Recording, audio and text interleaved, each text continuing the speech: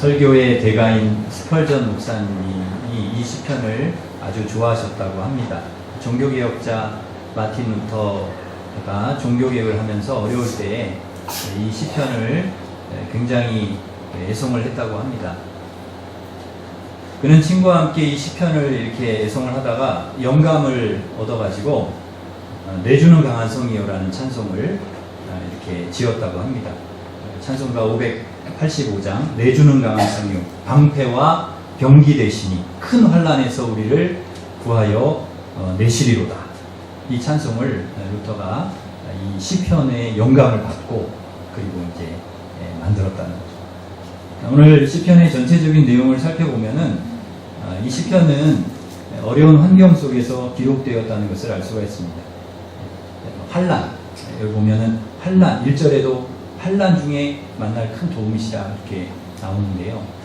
환난의 상황, 어려운 상황, 어느 정도 어려운 상황인지가 2, 3절에 나옵니다. 2, 3절 한 번 더 같이 읽겠습니다. 그러므로 땅이 변하든지 산이 흔들려 바다 가운데에 빠지든지 바닷물이 솟아나고 뛰놀든지 그것이 넘침으로 산이 흔들릴지라도 우리는 두려워하지 아니하리라. 어느 정도 어려운 상황인지가 나오는데요. 땅이 움직이고 바다가 요동을 치고 산이 흔들리고 있습니다. 대단하죠. 충격적인 일입니다. 바닷물이 막 솟아나고 뛰놀고 넘침으로 산이 흔들릴 정도로 이 두 구절만 우리가 살펴봐도 지금 상황이 어떤 상황인지 이해가 됩니다.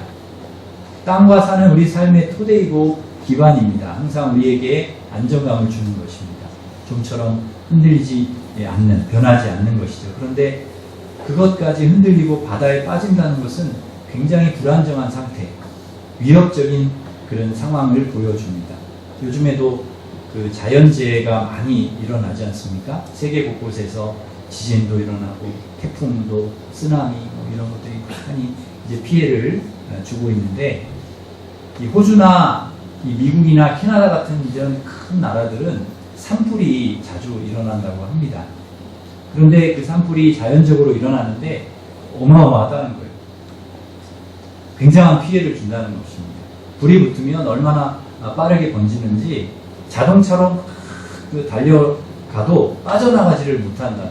한 80km로 자동차가 달려도 못 빠져나가고 그냥 산에 갇혀서 죽는 경우도 있다고 합니다.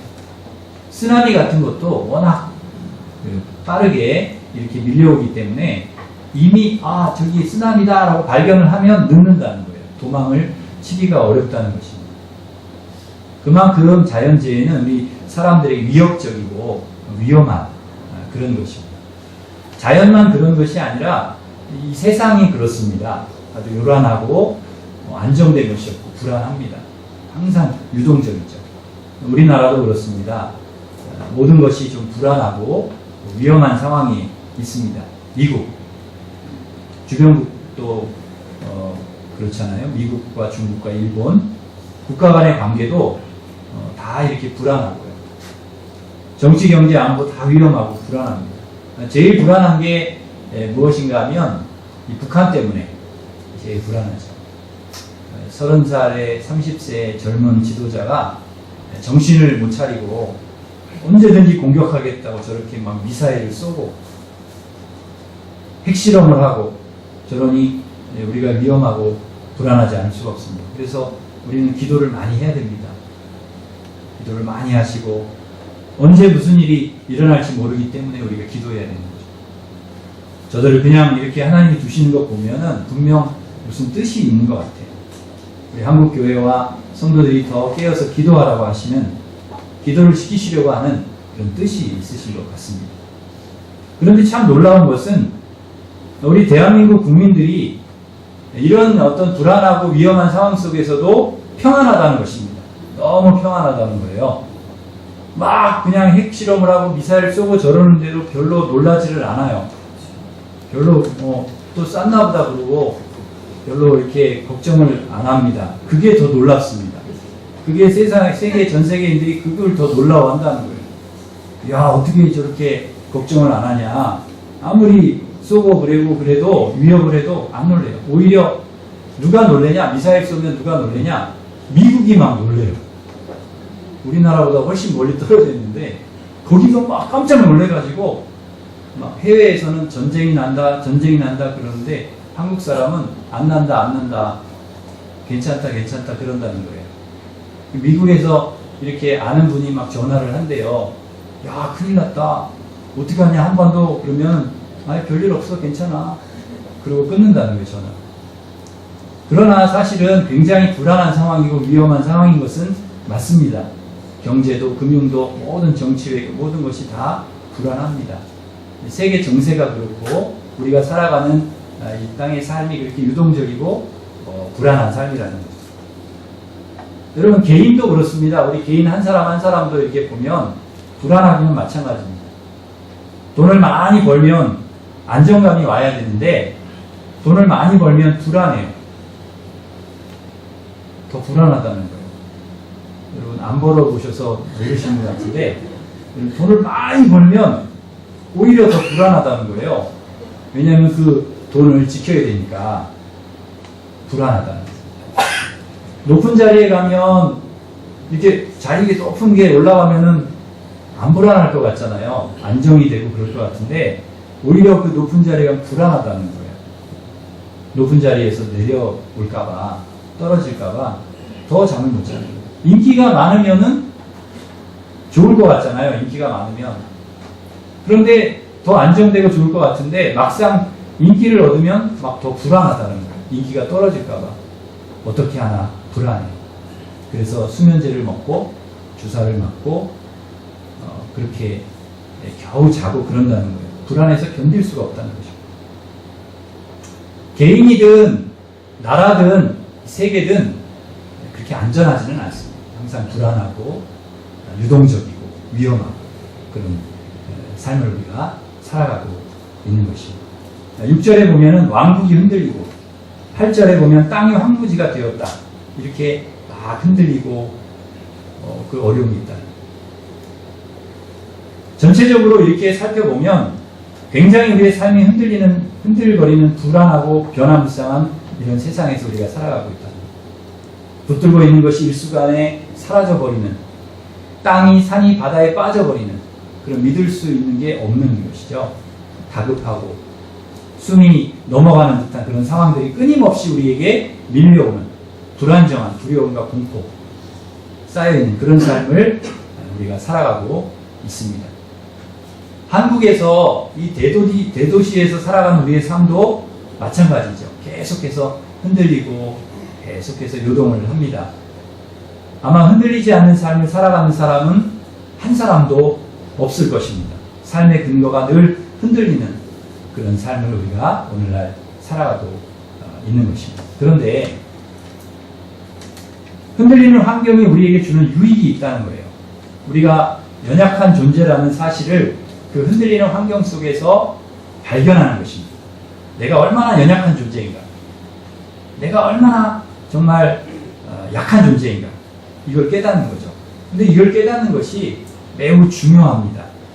가능하면 우리가 살아가는 삶 속에서 빨리 깨닫는 것이 좋습니다. 내가 얼마나 연약한 존재인가. 이것을 늦게 깨닫는 사람은 혹독한 대가를 치르고 나서 깨닫는 경우가 많습니다. 빨리 깨달을수록 좋은데 빨리 깨달을수록 하나님을 더 의지하게 되고 하나님을 붙들게 되는데 그걸 잘 못 깨달으면 더 큰 대가를 치르고 깨닫게 된다는 거예요.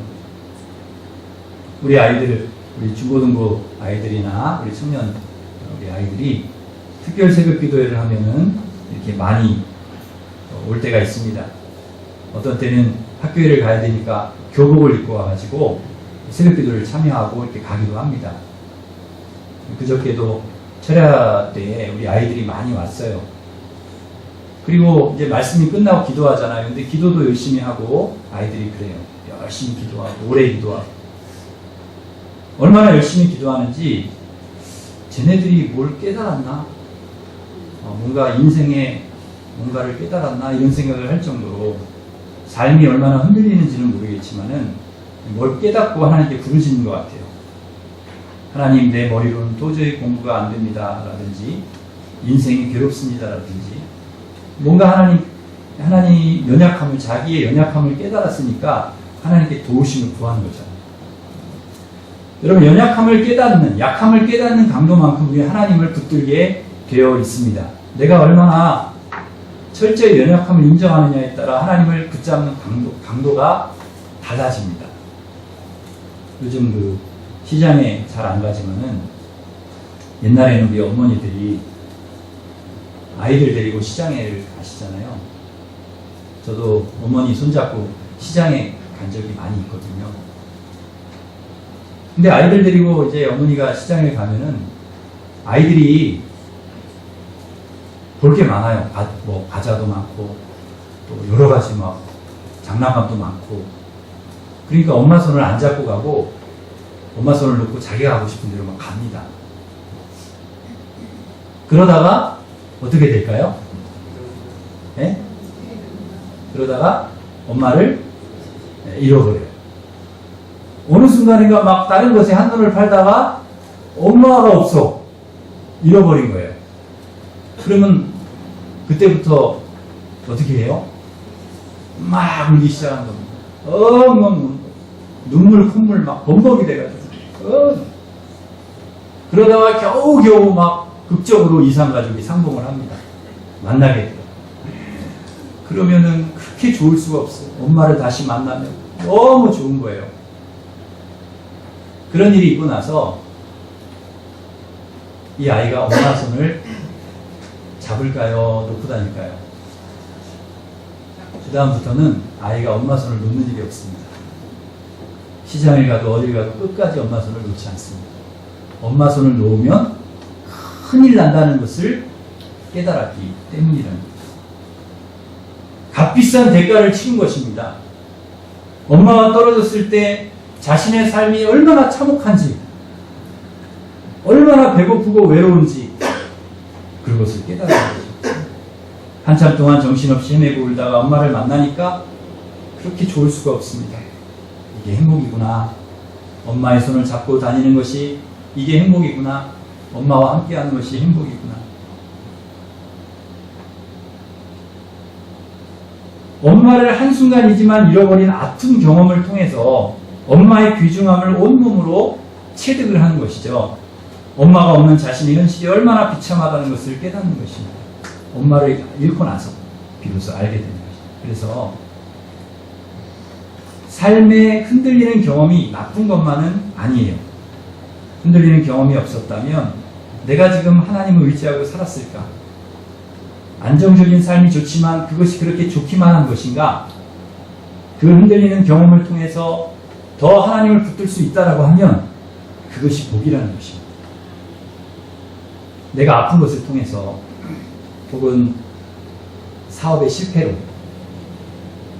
내 마음대로 안 되는 자녀 때문에 어떤 생각하지 못한 사고로 실패 때문에 자신의 연약함을 깨닫고 하나님을 더욱 붙들 수 있다면 그것이 축복이고 은혜라는 것입니다. 저는 겁이 많은 목사 중에 하나인데 겁이 많아요. 그래서 제가 병원 가는 걸 별로 안 좋아합니다.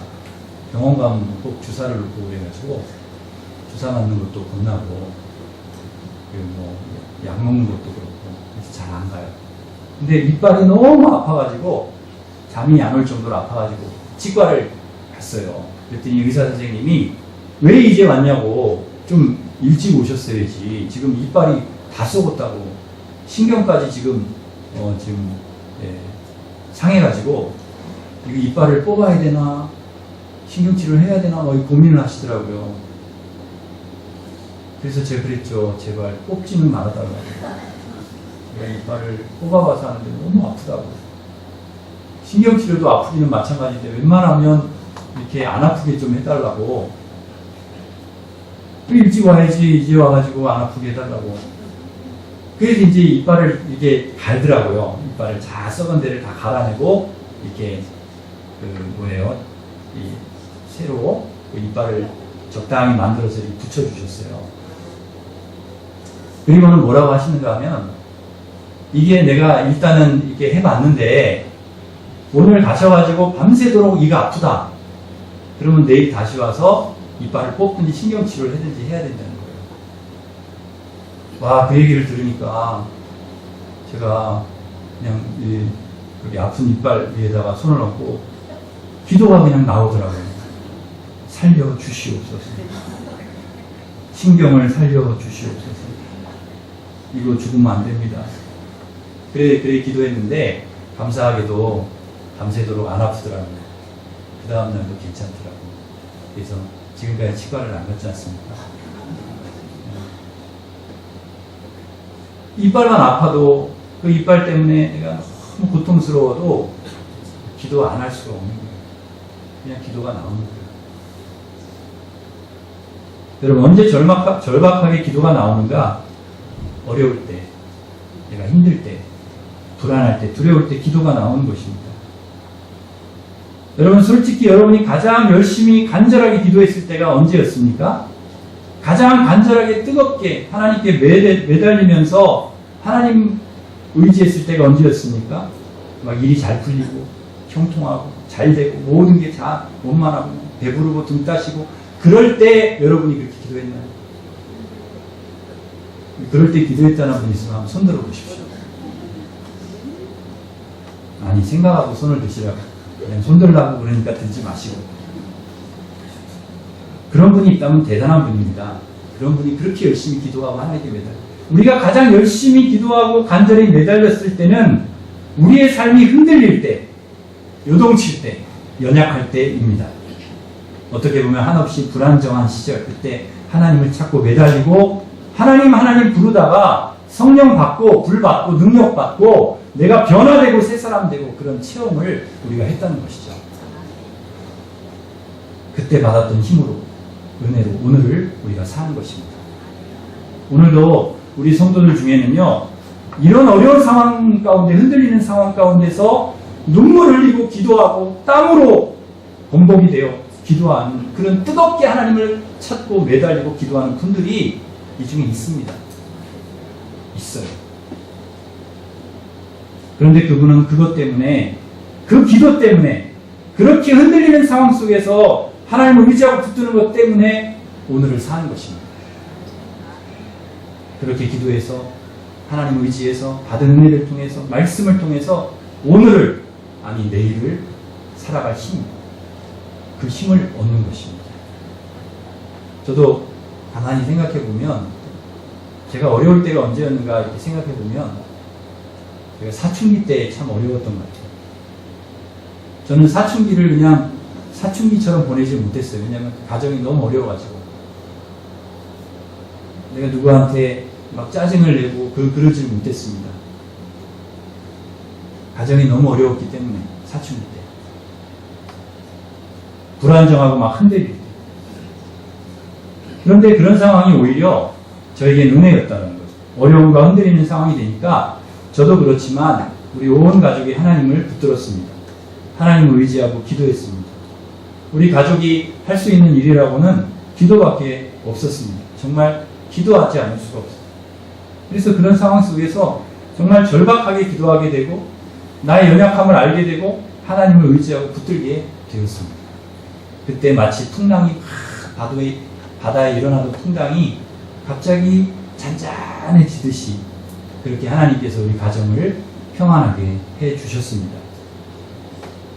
여러분, 누구나 그런 상황을 직면할 때가 있습니다. 막 땅이 변하고 산이 흔들리고 바닷물이 솟아나고 그런 일들을, 그런 절망적인 상황을 만날 때가 있습니다. 삶의 모든 것이 송두리째 흔들리는 그런 상황을 우리가 겪을 때가 있습니다. 이 시인도 그런 상황을 겪었습니다. 그런 상황에 몰려 있습니다. 그런데 그가 뭐라고 이야기합니까? 3절에 우리는 두려워하지 아니하리로다. 우리는 두려워하지 아니하리로다. 두려워하지 않는다는 것입니다. 왜? 하나님께서 우리의 피난처시고 힘이시고 환난 중에 만날 큰 도움이시기 때문에, 하나님은 넉넉히 그런 상황을 다 정리하시고 해결할 수 있는 분이기 때문에, 그분이 우리 하나님이시기 때문에 두려워하지 않는다는 것입니다. 이것이 이 시인의 힘이고 우리의 힘이고 하나님 믿는 사람들의 힘이라는 것이죠. 두려워할 수 있는 상황에 두려워하지 않는 거예요. 무서워할 상황인데 무서워하지 않는 것입니다. 염려하고 걱정해야 되는데 걱정하지 않는 거예요. 놀래야 되는데 놀라지 않습니다. 아니 지진이 나고 막 산이 흔들리고 바닷물이 막 뛰어놀고 그러는데 그게 왜 안 두렵냔 말이에요. 당연히 두려워해야 되는 게 맞는데 놀라는 게 맞는데 두려워하지 않는 거예요. 놀라지 않는 거예요. 여러분 이런 담대함이 어디서 왔는가? 어떻게 이렇게 그 사람은 담대할 수가 있는가? 이게 어디서 왔습니까? 믿음에서 온 것입니다.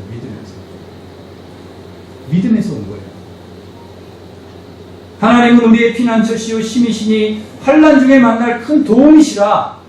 만군의 여호와께서 우리와 함께 하시니 야곱의 하나님 우리의 피난처시로다. 이 말씀을 믿는 것입니다. 말씀 그대로를 믿는 거예요.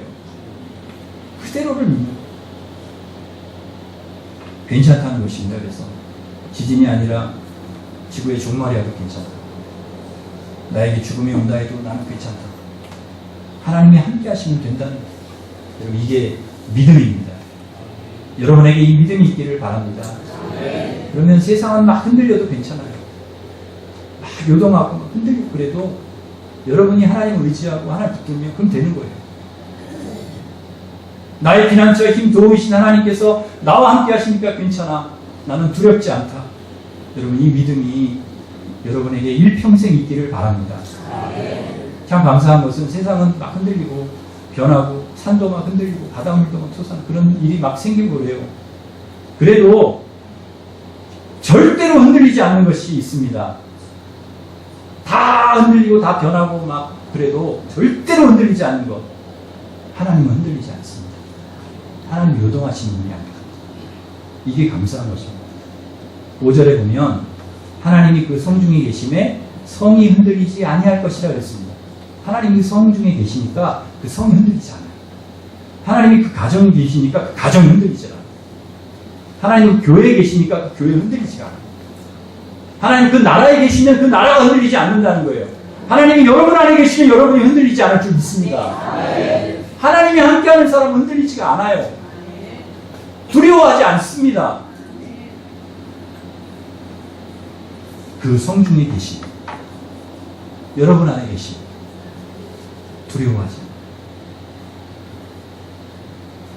눈 하나 깜짝 안 하는 것입니다. 그래서 하나님이 함께 하시는데 우리가 하나님이 함께 하심에도 불구하고 세상이 흔들린다고 해서 우리도 덩달아서 막 흔들리고 막 흥분하고 막 두려워하고 같이 흔들리고 같이 죽었다고 그러고 그러면 안 된다는 것이에요. 그럼 우리는 어떻게 해야 되는가? 결론적으로 말씀드리겠습니다. 10절 우리가 어떻게 해야 되는가 그러면 10절에 보면 너희는 가만히 있어 내가 하나님 됨을 알지어다 그랬습니다. 가만히 있으라. 막 큰일 났다고 막 불안해하고 두려움에 떨고 벌벌벌 떨고 안절부절부터 막 호두갑 떨고 막 그러지 말라는 거예요. 그냥 가만히 있으라. 가만히 있으라는 거예요. 이게 무슨 말입니까? 왜 우리에게 가만히 있으라는 거예요? 가만히 있으면서 내가 하나님 됨을 알지어다. 이게 무슨 말이에요? 하나님이 내가 너의 피난처가 되고 너의 도움이 되고 너의 힘이 된다는 것을 알고 너는 가만히 있어. 그 다음 뭐예요? 내가 해줄게. 하나님이 알아서 해줄게. 이런 의미가 담겨있는 것이죠. 참 안타까운 것은 조금만 어려움이 오고 힘든 상황이 오면 우리는 가만히 있지를 못한다는 거죠. 맡기지를 못해요. 막 자기가 뭘 하려고 하고 난리를 치고. 그래서 오히려 하나님이 하시는 일을 우리가 막을 때가 있고 방해할 때가 걸림돌이 될 때가 있고. 그러지 말라는 거예요. 그냥 가만히 있어. 하나님이 누구신지 하나님 하신 일 보라는 거예요. 하나님께 맡기라는 거예요. 맡기고 너는 가만히 있으라는 거예요. 간혹 그 공동체 훈련을 할 때 뒤로 넘어가는 그런 그 게임을 할 때가 있습니다. 이렇게 뒤로 이렇게 넘어가면 뒤에서 두 사람이 이렇게 손을 잡고 있다 받쳐주는 거 이렇게 하거든요. 넘어가는 거죠. 근데 이게 넘어가야 되는데 잘 안 넘어가요. 저도 해봤는데 잘 안 넘어가시더라고요. 왜 안 넘어가시는지 아십니까? 뒤로? 여러분 해보신지 모르겠는데 뒤로 이렇게 그대로 이게 넘어가는 뒤에서 이렇게 받쳐주고 있는 거예요. 왜 못 넘어가느냐? 뒤에서 받치고 있는 사람들을 못 믿어서 그래요. 못 맡기는 거죠. 내 몸을 그 사람들한테 맡길 수가 없는 거예요.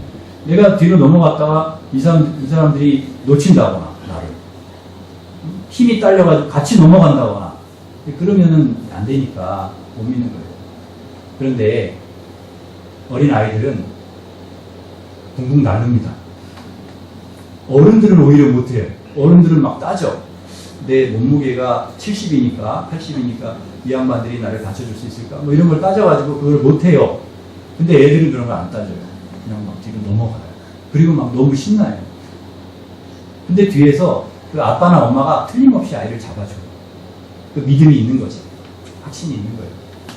믿음이 있는 아이는 몸을 온전히 맡긴다. 하나님에 대한 믿음이 여러분이 있으면, 확신이 있으면 온전히 여러분이 하나님 맡길 수가 있다라는 거예요. 여러분의 인생을, 여러분의 삶을 온전히 하나님께 맡기게 되는 줄 믿습니다. 출애굽기 14장에 보면은 이 말씀만 하고 제가 말씀을 맺겠는데요. 출애굽기 14장 13절 14절에 보면은 너무나 똑같은 말씀이 나와요. 오늘 시편하고 너무 비슷한 말씀이 나오는데 우리 같이 한번 읽어보겠습니다. 네, 앞에 보시고 시작.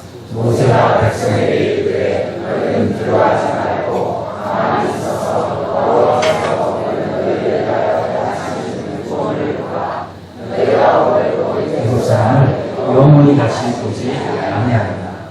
여호와께서 너희를 위하여 싸우시니 너희는 가만히 있을지니라. 두 번 반복이 되는데 가만히 서서 가만히 있으라. 오늘 너희를 위해서 하나님께서 구원을 행하시는데 이 구원을 행하시는 것을 너희는 어떻게 하느냐? 가만히 서서 보라는 거예요. 보라는. 우리가 할 일은 뭐냐? 가만히 다 맡겼어요. 하나님께 맡겼어. 하나님 의지예요. 그럼 우리가 그 다음에 할 일은 뭐냐? 가만히 서서 하나님이 하시는 일을 보는 거예요. 우리를 통해서 하나님이 하시는 역사를 그냥 지켜보고 있는 거예요. 그걸 우리가 하라는 거예요. 그런데 여러분, 그러려면 우리가 조급하면 안 되고 성급하면 안 됩니다. 하나님을 끝까지 믿고 좀 시간이 걸려도 좀 늦게 하나님 응답을 해주셔도 끝까지 인내하면서 기다리면서 그러면서 기다려야 돼요. 그럼 하나님께서 반드시 하나님의 때에 우리를 위해서 일하십니다. 귀한 일들을 이루어 주실 줄 믿습니다. 하나님은 우리의 피난처시요 힘이시니 환난 중에 만날 큰 도움이시라. 그러므로 땅이 변하든지 산이 흔들려 바다 가운데 빠지든지 바닷물이 솟아나 뛰돌든지 그것이 넘침으로 산이 흔들릴지라도 우리는 두려워하지 아니하리로다. 여러분, 세상이 흔들리고 우리는 연약하지만 여러분 두려워하지 마시기를 바랍니다. 우리의 피난처 힘, 도움이 되신 하나님께서 여러분과 함께 하셔서 여러분 흔들리지 않게 하시고 또 여러분을 위해서 일하시는 하나님의 놀라운 역사를 여러분 보게 하실 줄 믿습니다. 그 믿음을 가지고 항상 하나님을 의지하고 신뢰하고 승리하는 삶을 살아가는 저와 여러분이 되시기를 바랍니다. 우리 나의 힘이 되신 여호와여,